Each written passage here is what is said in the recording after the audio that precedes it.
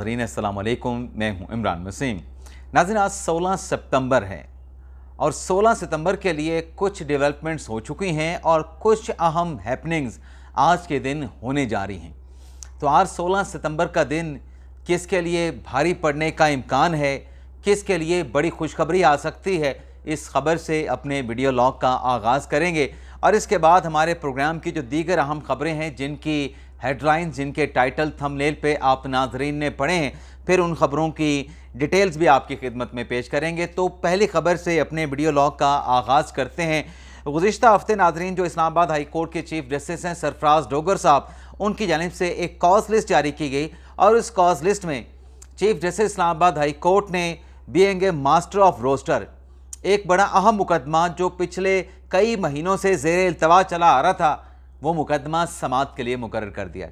वो मुकदमा था नाज़रीन, लाहौर के एक वकील हैं मियाँ दाऊद, जिन्होंने जस्टिस तारिक महमूद जंगीरी के ख़िलाफ़ उनकी डिग्री को चैलेंज किया था, उनकी डिग्री को मुबैना जाली डिग्री करार दिया था। ये मुकदमा जो कि इस्लामाबाद हाई कोर्ट में दायर हुआ ग़ालिबन जनवरी के महीने में, आमिर फ़ारूक साहब ने समाअत की, फ़ैसला महफूज किया दरख्वास्त के काबिल समाअत होने पे, लेकिन फ़ैसला सुनाया नहीं जा सका। अब चीफ जस्टिस सरफराज डोगर साहब ने यह मुकदमा गुज़िश्ता हफ्ते आज के दिन समाअत के लिए मुकर्रर करने की कॉज लिस्ट जारी की थी। तो आज चीफ जस्टिस सरफराज डोगर साहब और उनके साथ जस्टिस आज़म खान साहब इस केस की समाअत करने जा रहे हैं। तो देखते हैं आज इस्लामाबाद हाई कोर्ट से इस पटिशन पे जो मियाँ दाऊद हैं, पटिशनर हैं, जज साहब के खिलाफ, तारिक महमूद जंगीरी साहब के खिलाफ क्या फ़ैसला आता है। दरख्वास्त के काबिल समाअत होने पर आता है या फिर हो सकता है दरख्वास्त डिसमिस कर दी जाए या शायद दरख्वास्त एक्सेप्ट कर ली जाए। देखते हैं क्या होता है। इसके साथ साथ नाज़रीन 16 सितंबर को हाई कोर्ट से एक और भी अहम खबर है, लेकिन यह इस्लामाबाद हाई कोर्ट नहीं, ये लाहौर हाई कोर्ट है और मामला जुड़ा है पाकिस्तान तहरीक-ए-इंसाफ से। जमशेद दस्ती साहब जिन्हें इलेक्शन कमीशन ने डिस्क्वालीफाई किया अपने असासे, अपनी प्रॉपर्टी डिस्क्लोज ना करने पे, जिस पर उनको नाअहल करने के बाद इलेक्शन कमीशन ने NA 175 में ज़िमनी इलेक्शन का शेड्यूल भी जारी कर दिया था।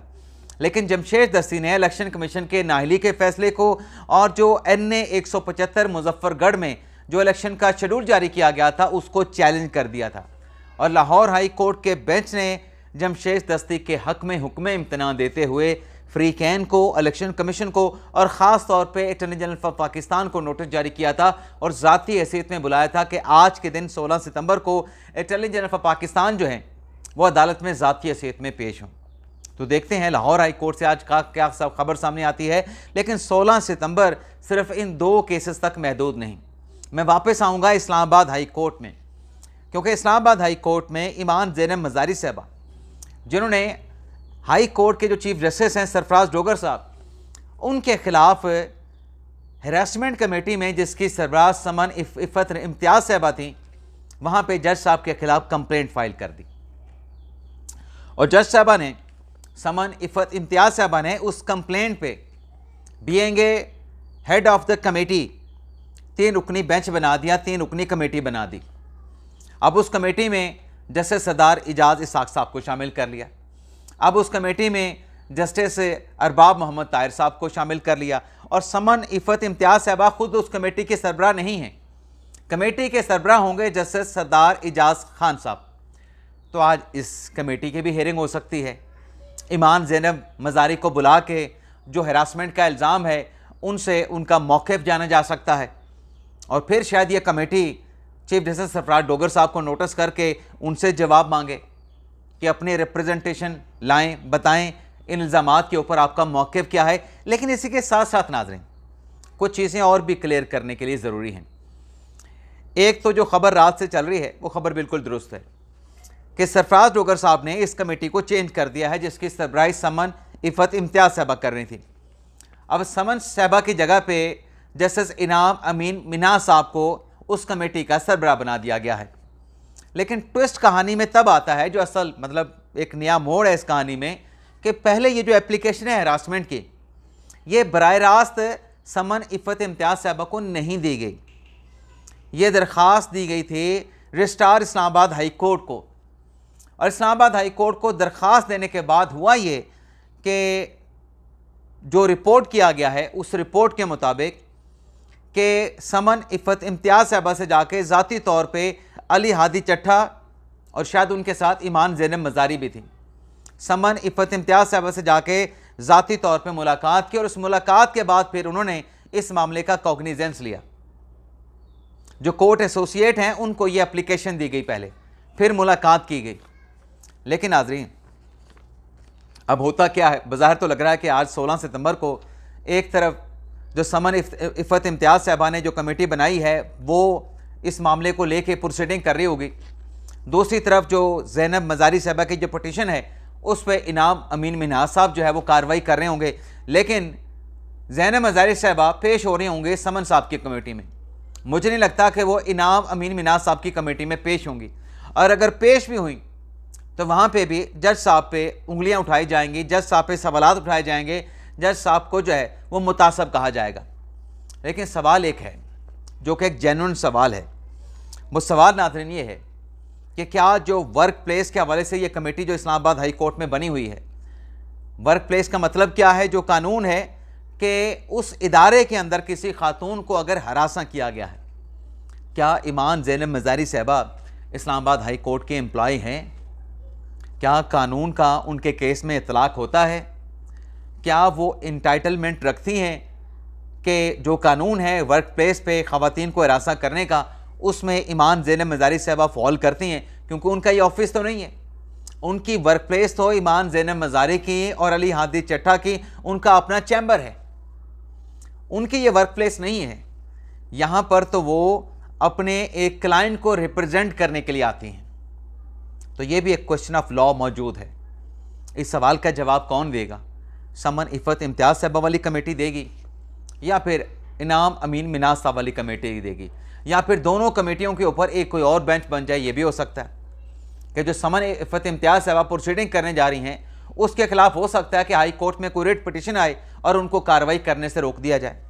ये भी हैपनिंग हो सकती है। अब नाज़रीन, सवाल ये है कि ये जो एक लड़ाई नई हमने इस्लामाबाद हाई कोर्ट में देखी है, इसका अंजाम क्या होगा, इसका इख्तिताम क्या होगा?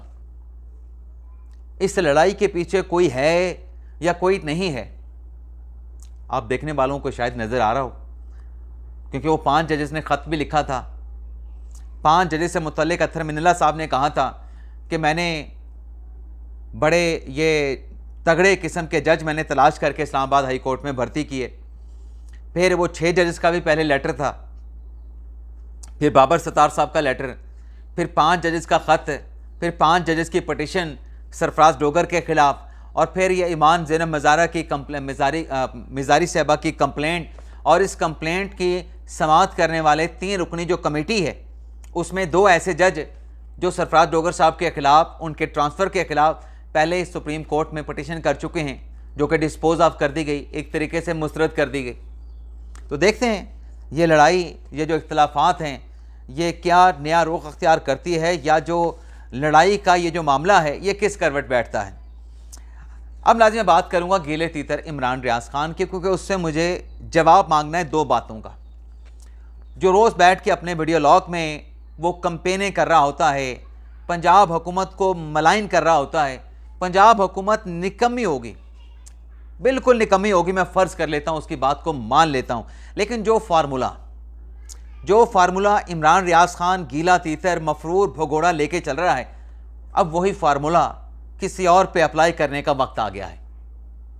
गीला तीतर जो बरतानिया में बैठ के मफरूर भगोड़ा कहता है कि आसिफ जरदारी साहब जो है वो पिकनिक पे चले गए हैं, ट्रिप पे चाइना में चले गए हैं, और शहबाज शरीफ साहब भी जो है वो सफारती दौरे पे चले गए हैं, और इमरान रियाज़ खान कहता है कि इनकी अय्याशियाँ ख़त्म नहीं हो रही। पंजाब में सैलाब आया हुआ है, पंजाब से सैलाब निकल के सिंध में जा रहा है, लेकिन नून लीग वालों की, पीपल्स पार्टी वालों की अय्याशियाँ ख़त्म नहीं हो रही। इन्हें सैलाब मुतासरीन की फ़िक्र करनी चाहिए, सैलाब मुतासरीन की इमदाद करनी चाहिए, रेस्क्यू करना चाहिए। यही इमरान रियाज़ कहता है ना अपने वीडियो लॉग में। अब वक्त आ गया है कि इस फार्मूले को अब खान साहब पे भी अप्लाई किया जाए, क्योंकि अगर आप जेन्युइन साफ़ी हैं तो फिर ये फार्मूला आपको इमरान खान साहब पे ना चाहते हुए अप्लाई करना पड़ेगा। अब खैबर पख्तूनख्वा में सैलाब मुतासरीन है या नहीं? क्या खैबर पख्तूनख्वा में फ्लैश फ्लड के वो कहते हैं ना, ऐसी बारिशें होना जिसकी मिसाल ना मिले। बारिशों से मुतासरा लोग भी हैं।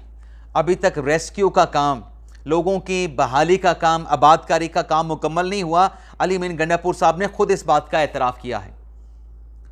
और फिर दहशतगर्दी, कभी DI खान में, कभी बन्नू में, कभी बाजोड़ में, कभी वज़ीरिस्तान में, कभी पेशावर में।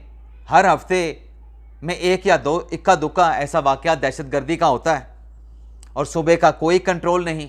अमनो अमन की सारी जिम्मेदारी सूबे की होती है। गंडापुर साहब बेशक ये कहें कि बॉर्डर से अगर लोग आते हैं, दहशतगर्द आते हैं, तो बॉर्डर से रोकना फ़ौज का काम है, हमारा काम नहीं। मैं उसकी इस दलील को भी मान लेता हूँ। चलें, बॉर्डर के ऊपर सर्विलेंस नहीं थी, वो दहशतगर्द जैसे भी है छुप छुपा के, इतनी बड़ी डेविड लाइन है 2300 किलोमीटर की, हर किलोमीटर पे भी आप एक बंदा लगाएं तो आपको कितने बंदे लगाने पड़ेंगे? 2500 बंदे लगाने पड़ेंगे हर 1 किलोमीटर पे। क्या 1 किलोमीटर से आप सारा सर्च कर सकते हैं? आपकी हद निगाह इतनी होगी पहाड़ी इलाके में कि 1 किलोमीटर से आप अगर कोई बंदा बॉर्डर क्रॉस कर रहा है आप उसको देख सकें। जो बाढ़ लगाई गई थी वो बाढ़ तो उन TTP के तालिबान ने, फितना ख्वारिज ने कई जगह के ऊपर उसको तोड़ दिया है, टेम्पर कर दिया है, रास्ते बना लिए हैं। लेकिन मैं उसकी बात को, गंडापुर साहब की बात को मानते हुए आगे लेके चलूँगा। भाई चलें, बॉर्डर के ऊपर फ़ौज की जिम्मेदारी थी, पूरी नहीं कर सके।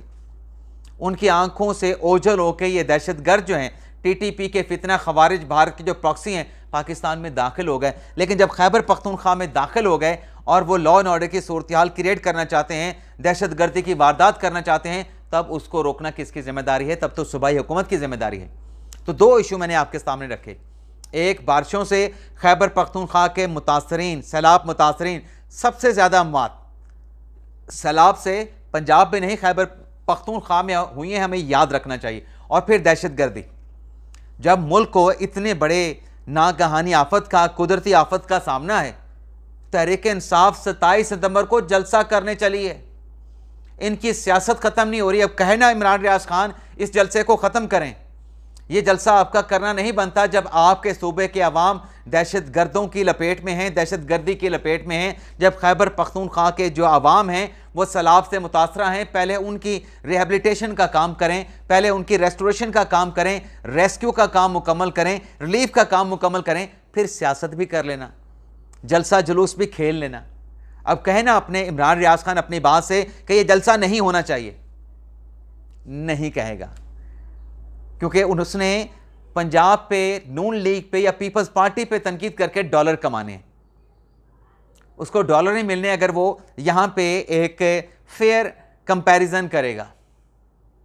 अब आप देखें कि गंडापुर साहब ने जलसे का ऐलान तो कर दिया, 27 सितंबर को जलसा करना है, लेकिन साथ में अली अमीन गंडापुर ने चैलेंज भी दे दिया। अली अमीन गंडापुर ने किसको चैलेंज दिया? एक तो गंडापुर साहब ने कहा कि मैं अपनी सियासत के लिए किसी के बच्चे नहीं मरवाऊंगा। ये किसको कहा? ये कहा तो अली अमीन गंडापुर ने, लेकिन सुनाया किसको? शायद अलीमा खान साहब को सुनाया हो, शायद बुशरा बीबी तक पैगाम दिया हो, या इमरान खान साहब को पैगाम दिया हो। और फिर गंडापुर ने यह भी कहा, वैसे तो गंडापुर साहब ने भी दावा किया था कि 90 दिन के अंदर हमारी सियासत का फैसला हो जाएगा। वो 90 दिन में मेरे ख्याल में कोई 50-60 दिन तक गुजर चुके हैं, बाकी चंद दिन गंडापुर साहब की सियासत का फैसला होने के बाकी रह गए। लेकिन मसला यह कि फैसला भी गंडापुर साहब ने खुद करना है। और फिर गंडापुर साहब अपने स्टेटमेंट में क्या कहते हैं कि जलसे का ऐलान मैंने कर दिया, असल हीरो तो इमरान खान है, पार्टी में कोई हीरो बनने की कोशिश ना करे। अब देखना यह है कि कौन कितने बंदे जलसे में लेके आता है। अब ये वाली बात गंडापुर साहब ने किसको सुनाई है? कही तो गंडापुर ने है, किसको सुनाई है? पार्टी के खैबर पख्तूनख्वा के सदर को, पार्टी के सेक्रेटरी जनरल को, और पार्टी के सेक्रेटरी जनरल के उन साथियों को जो उनके दाएं बाएं आगे पीछे चल रहे होते हैं। अब गंडापुर साहब ने चैलेंज दिया है कि जलसा मैंने रख दिया है, कोई पकड़ दकड़ नहीं होगी, कोई आपको नहीं पकड़ेगा, KPK में कोई रोक टोक नहीं होगी, बंदे ला के दिखाएं। इसका मतलब ये है कि शायद गंडापुर साहब खुद बंदे इकट्ठे ना करें और इनको कहें कि आपकी डिमांड थी, आप कहते थे जलसा करना है, अब आप इतने बड़े बड़े बोले तो बनते थे, बड़कें लगाते थे, अब बंदे भी लेके आओ जलसे में। जलसा गाह कैसे भरना है ये बंदे भी आप लेके आएँ। नाज़रीन, बात यह है कि तहरीक इंसाफ में इख्तलाफात हैं, तहरीक इंसाफ में दरारें हैं, इस बात का अली अमीन गंडापुर साहब ने एतराफ़ किया है। लेकिन देखना ये होगा कि इसमें मज़ीद दरारें कब पड़ती हैं और कितनी दरारें पड़ती हैं। इसके अलावा नाज़रीन, टिकटॉकर सामिया हिजाब जिन्होंने अपने साथ हरासमेंट करने वाले जाहिद हसन को गिरफ्तार करवाया था, कल सामिया हिजाब जो है अदालत में पेश हुई और सामिया हिजाब ने कहा कि मैंने सुलह कर ली है, मैं इस केस की पैरवी नहीं करना चाहती। अदालत के इस्तफसार पर जब सामिया हिजाब ने यह जवाब दिया तो जज साहब ने जाहिद हसन की 20-20 हज़ार के मचलकों के एवज जमानत एक्सेप्ट कर ली। अब सामिया हिजाब ये मुकदमा नहीं चलाना चाहते, लेकिन वहाँ पे मौजूद सहाफ़ियों की तरफ से सामिया हिजाब से सवाल किया गया कि मार्केट में ये चहमगोइयाँ हैं, ये अफवाहें चल रही हैं कि आपने 10 करोड़ के एवज ये डील की है मुकदमे की पैरवी ना करने की, लेकिन सामिया हिजाब ने इस सवाल का कोई जवाब नहीं दिया। तो ये था नाज़रीन हमारा आज का वीडियो लॉग। आपसे इजाज़त चाहते हैं। अल्लाह ताला हम सब का हामी नासर हो। अपनी ढेर सारी दुआओं में याद रखिएगा। अल्लाह हाफिज़।